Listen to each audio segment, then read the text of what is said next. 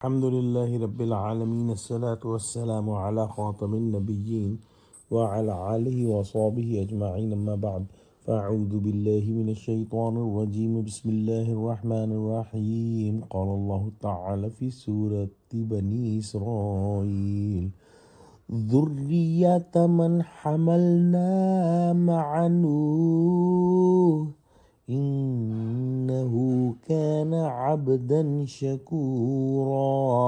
ترجمہ: اے ان لوگوں کی اولاد جن کو ہم نے نوح کے ساتھ کشتی میں سوار کیا تھا، بے شک نوح ہمارے شکر گزار بندے تھے۔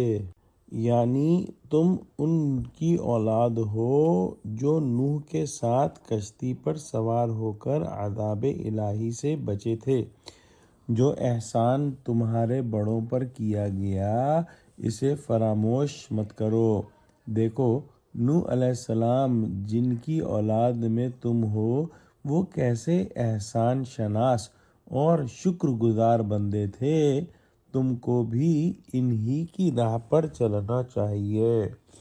نوح علیہ السلام کے ساتھ جو لوگ ایمان لائے اور کشتی پر سوار ہوئے، تمام نسل انسانی اسی سے آگے بڑھی، لہٰذا نوح علیہ السلام کو آدم ثانی بھی کہا جاتا ہے، اور پھر تمام انبیاء اور تمام نسلیں انہی لوگوں میں سے آئیں۔ نوح علیہ السلام اللہ سبحانہ وتعالی کے شکر گزار بندے تھے، تو ان کی اولاد کو بھی انہی کی راہ پر چلنا چاہیے۔